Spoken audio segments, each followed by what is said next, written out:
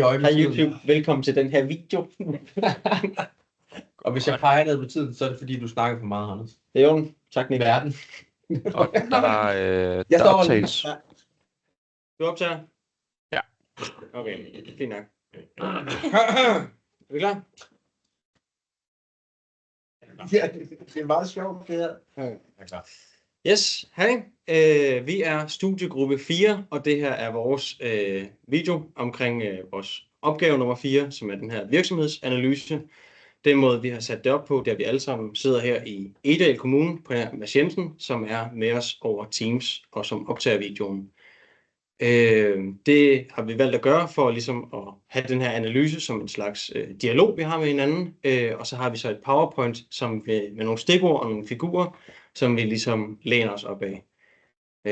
Jeg hedder Anders, og jeg er i praktik hos Dalgas' landskabsafdeling. Og Ja, jeg hedder Katrine, og jeg er i praktik i Egedal Kommune. Kan vi ikke tage det op? Ej, det var sådan god. Det var virkelig en dejlig indledning. Det var fandme godt. Det var skide godt. Jeg skal bare lige... Det bliver også meget sådan vært. Altså, velkommen til. Ja. Altså, Jeg folk, synes, ja, det er rigtig ja, men fint, jeg synes, at det var virkelig godt. Kan vi ikke sætte det sammen? Nej. Altså, hvad? Skal vi tage det om så? Eller hvad? Ja, kan vi ikke Ja, lige tage okay. det? Godt, vi tager det lige op. Ja. Og så er vi klar over, at vi præsenterer de kort selv. I ses. Ja, men det var fandme godt. Det var ret godt. Men skal vi sige, hvad vi hedder? Det tænker jeg også, de ved jo godt, hvem vi er. Okay, det er fint, så dropper vi bare det. Ja.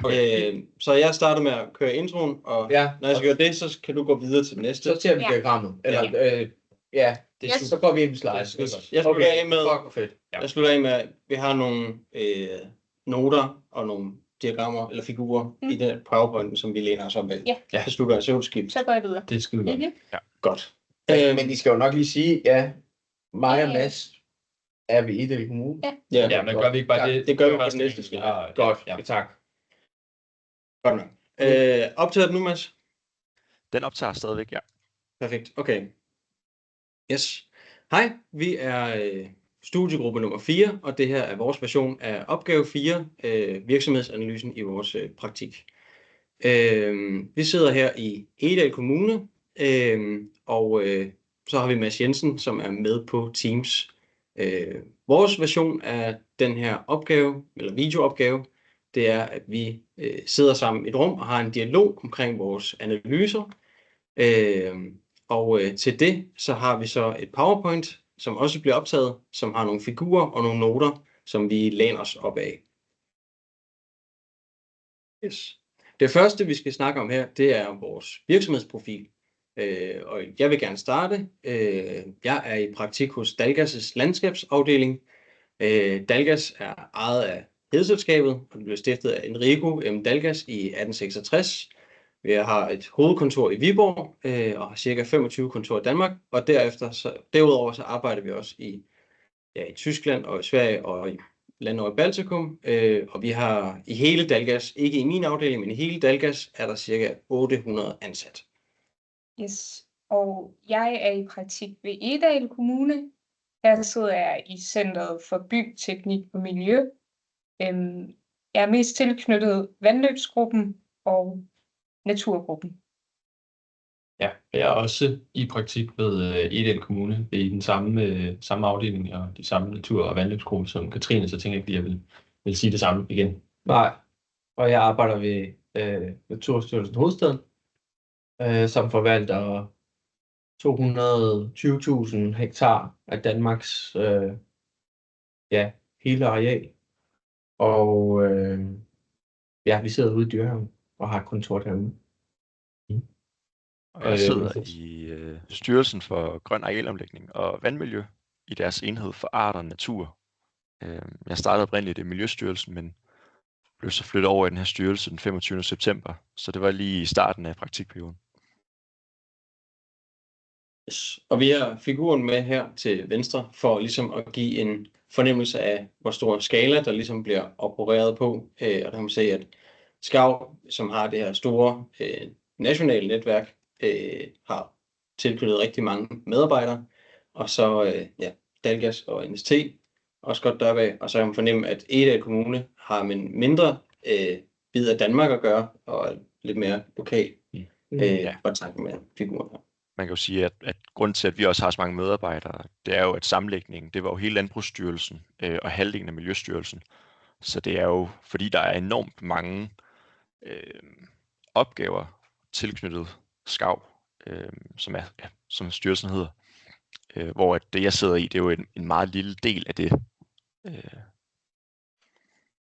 Ja, og det samme kan vi jo også sige for os andre. Hvis vi ligesom skalerede det ned på, hvad kan man sige, lokalt niveau, så vil Dalgas, der vil vi have, altså i landskabsafdelingen måske være 30 medarbejdere. NST, jeg ved ikke, om I er en 20 stykker, der sidder No, 20 funktionærer og 26 skovarbejdere. Ja, så på den måde, hvis vi ligesom alle sammen delte det ned på vores specifikke arbejdsområder, så vil det nok være mere jævnt fordelt. Mm-hmm. Ja.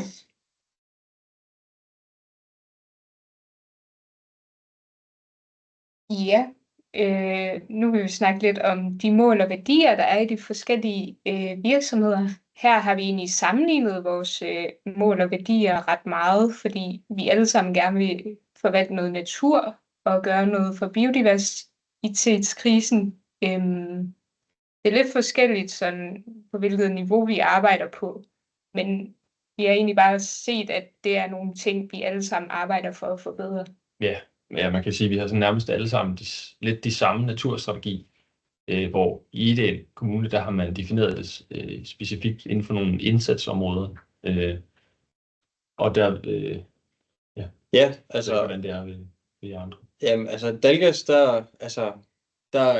de bullet points, der er med her, de er taget fra Dalgas' egen hjemmeside.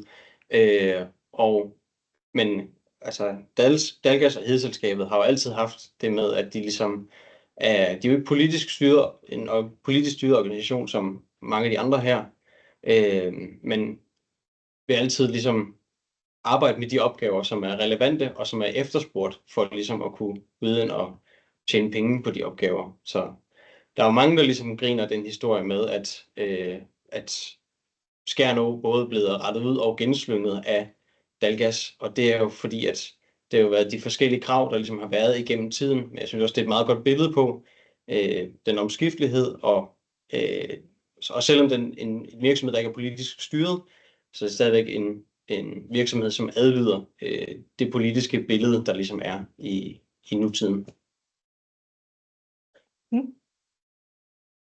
Ja, og jeg vil måske lige knytte en kommentar til at forvalte natur og friluftsliv, som egentlig er nummer 1 på Naturstyrelsen. Det er ikke hovedstadens mål og værdi, men det er faktisk hele Naturstyrelsen, der har forvaltet natur og friluftsliv for hele Danmark. Og især hovedstaden er den mest besøgte enhed, som der er i landet. Så den har især friluftsliv som hovedfokus. Og derefter kommer biodiversitet og god natur. Så mennesket kommer faktisk i vores enhed mange gange før naturen.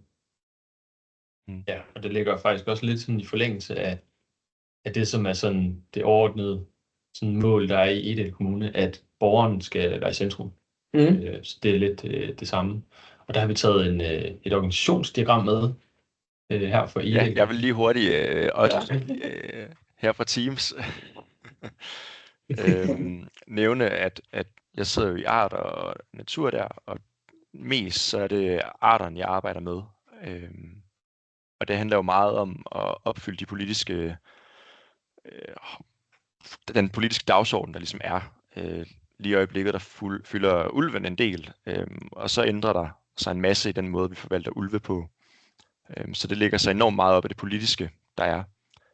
Og helt overordnet set, så er Styrelsen for Grøn Arealomlægning og Vandmiljø etableret for ligesom at implementere den grønne trepart. Så må du gerne gå videre. Ja, og der har vi taget et organisationsdiagram med fra Egedal Kommune, som er helt ny, fordi vi lige er blevet slået sammen. Så nu hedder det center, som mig og Katrine vi er i nu, det hedder By, Teknik og Miljø. Og nu er der så 5 centre, og der kan man se, at i midten af de her centre, det bliver så samlet der, hvor borgerne er. Og det viser ret godt, at det, der er det vigtigste i Egedal Kommune, det er, at borgerne skal være i centrum for al opgaveløsning egentlig. Og så ude omkring det, så har vi så sådan noget direktion, og vi har et byråd, som også viser, at vi er en politisk styret organisation. Mhm.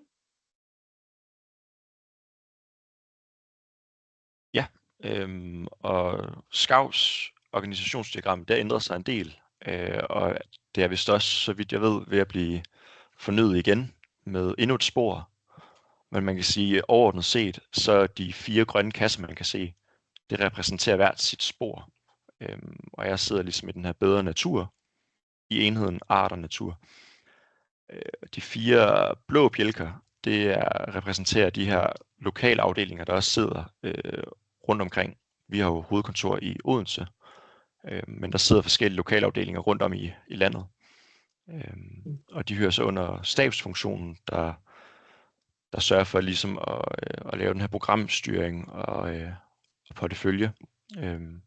Og vi har så vores direktør, Lars Gregersen, og der er nogle vicedirektører tilknyttet de forskellige spor.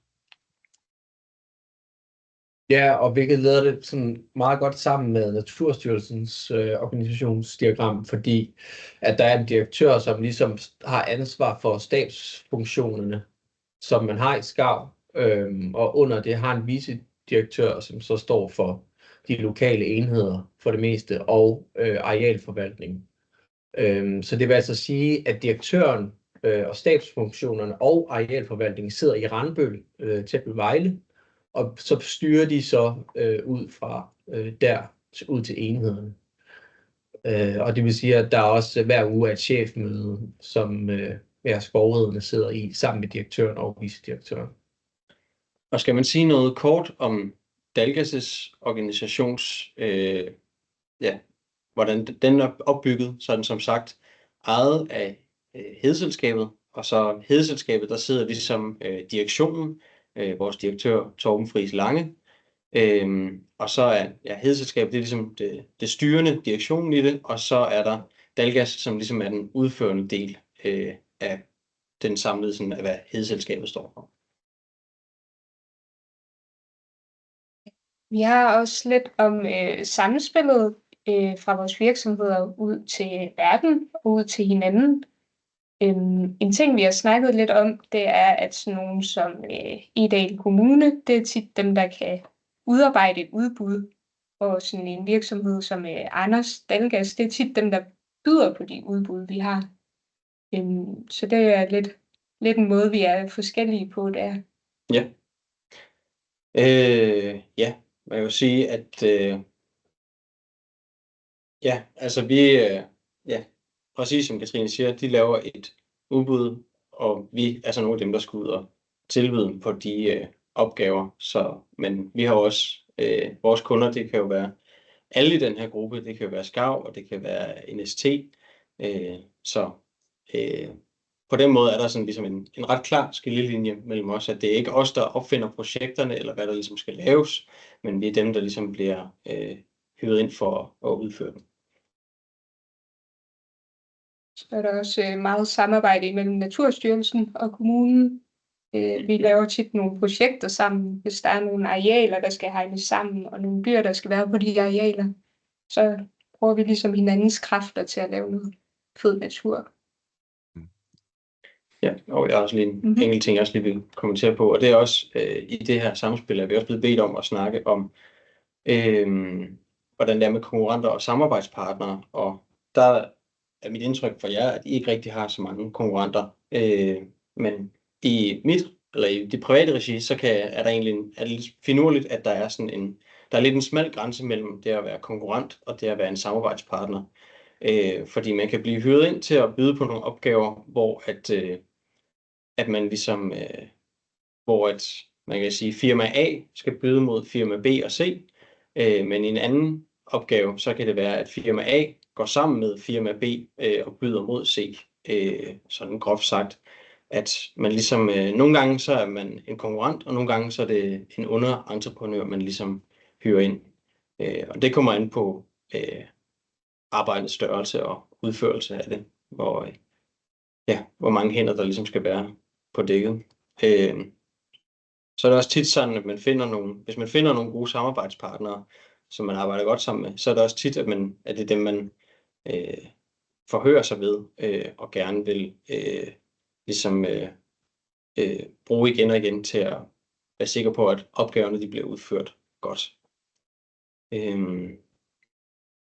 Ja, det samme er gældende i hovedstaden, fordi at hvis man har en kommune, som virkelig kommer meget op i natur, så vil man gerne lave flere og flere projekter sammen. Så det samarbejde afføder bare nogle rigtig fede projekter, hvis man kan arbejde sammen på tværs af hinanden, ikke? Og jeg synes i hvert fald, at kommunen og NST, vi har bare virkelig meget de samme samarbejdspartnere, hvoraf at Skarv nok ikke vil bruge Dalgas så meget, som vi vil bruge Dalgas, ikke? Præcis. Ja, jeg ved ikke, om I har nogle anlægsprojekter eller noget. Nej, man kan sige lige vores enhed, der er ikke rigtig nogen anlægsprojekter, så mange i hvert fald, fordi det skal have national indvirkning. Så der kunne være lidt i sådan invasive arter, hvor man godt kan sige, at hvis vi laver en indsats lige i den her sø, så kan vi godt bekæmpe en hel art. Så der vil være anlægsprojekter. Men generelt så er der ikke så mange af den type udbud. Det er mere forskningsbaseret. Så vi har jo nogle udbud, hvor DCE i øjeblikket samarbejder med os om at lave en masse rapporter og undersøgelser, som vi så kan henvise til. Så er der også en masse samarbejde, både inde i organisationen. Vi er jo en kæmpe stor styrelse, og der er mange snitflader mellem enhederne. Og derudover så arbejder vi også meget sammen med kommuner og NST. For eksempel NST, de varetager jo en masse praktiske opgaver for Skarv. Yes.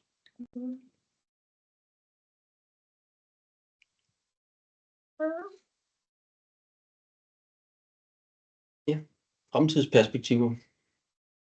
Ja, jeg tror, man kan sige sådan, en af de helt store fremtidsperspektiver, vi alle sammen har til fælles lige nu, det er nok grøn trepart,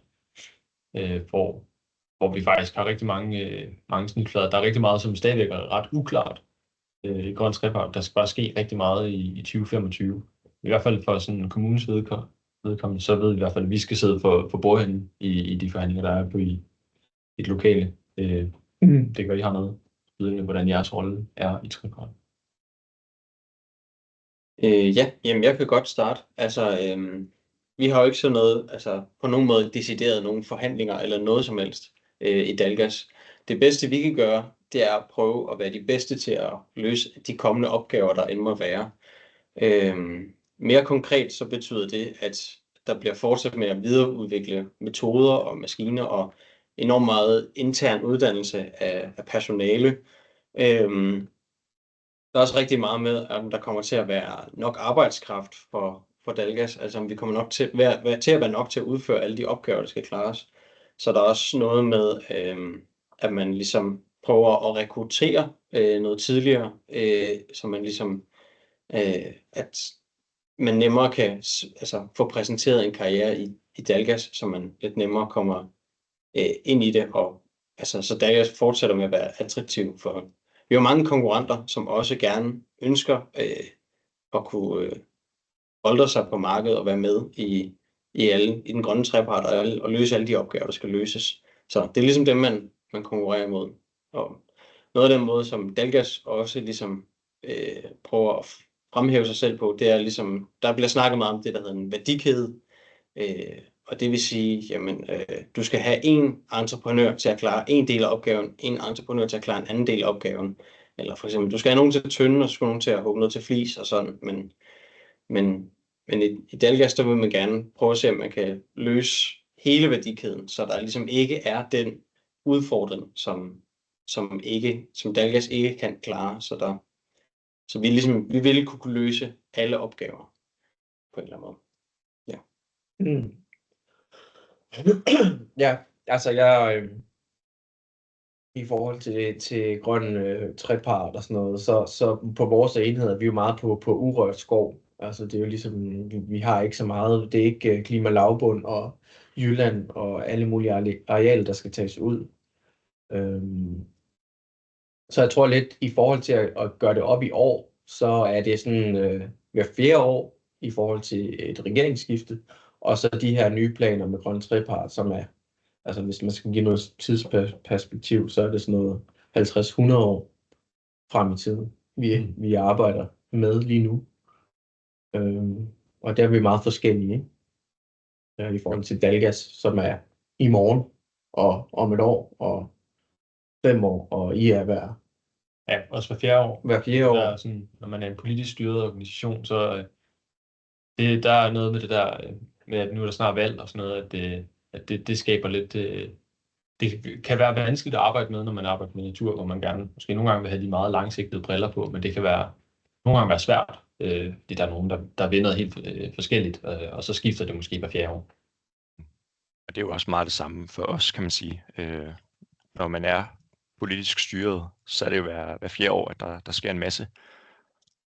Og på den lange bane for mig, eller for min organisation, der er det jo så også implementering af den grønne trepart. Og her på den korte bane, der er det jo også det her med at lande i den nye styrelse. Det er jo 2 kæmpe store styrelser, der lige pludselig fusionerer. Og begge styrelser kommer med en kultur, som har vist sig at være meget forskellig fra hinanden. Så det jeg i hvert fald kunne høre på de samarbejdsaftaler, der skal laves, at der er noget, der skal læres og enes. Og ellers så er der jo også nogle perspektiver i forhold til EU-lovgivning. For eksempel vandrammeperspektivet, eller vandrammedirektivet, der er det jo hver 6. år. Og på den måde, så er der nogle forskellige deadlines, der ligesom skal følges. Ja, fint. Vi haster videre. Typiske arbejdsopgaver. Ja, der fandt vi sådan lidt en hurtig sådan fællesnævner for mange af os, og det er sådan, vi var rigtig hurtigt til, da vi diskuterede det her første gang. Vi alle sammen lavede en eller anden form for besigtigelse, men at der ligesom var en stor forskel i formålet for vores besigtigelse. Og jeg kan jo starte med at besigtige, altså Dalgas, så besigtige, så er det tit, når der kommer et udbud, og så er det ude at besigtige opgaven, for at se, hvordan man ligesom kan lave den bedste løsning, og vinde over konkurrenterne i tilbudene, og ligesom kunne være mest attraktiv for at kunne løse opgaven og gøre det, så det økonomisk forsvarligt for virksomheden.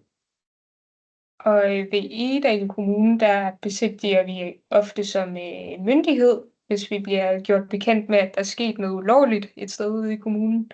Så er vi ude og kigge, hvordan det er sket. Så det er lidt en anden måde at have besigtigelse på.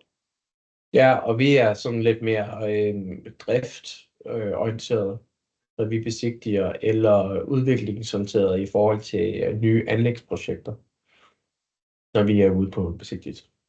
Ja.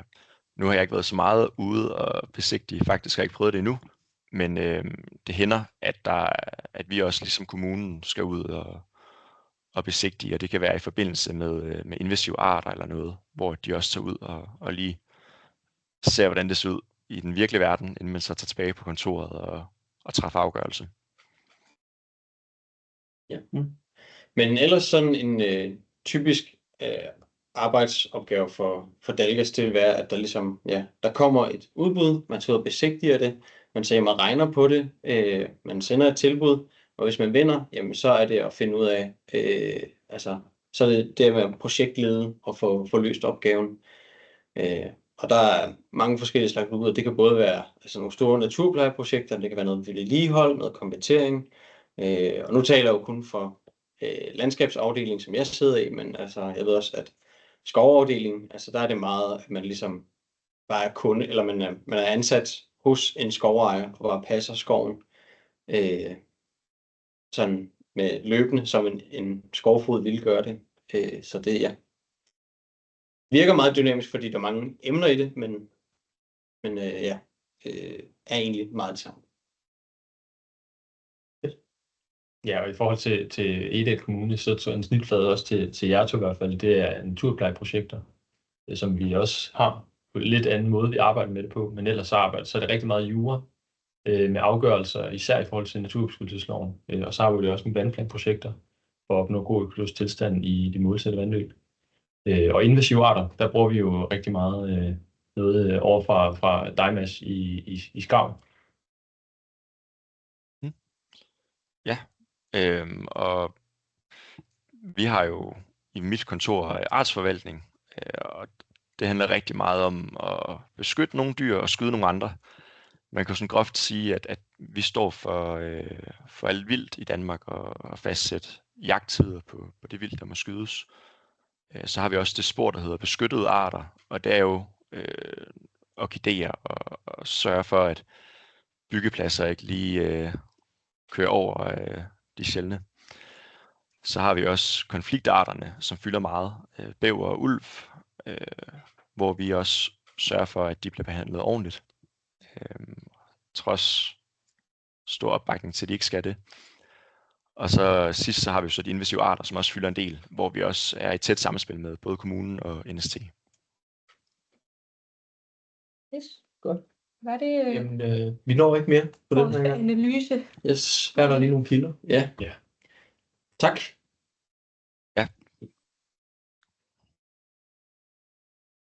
Godt. Okay, vi er gået langt over tid. Er vi det?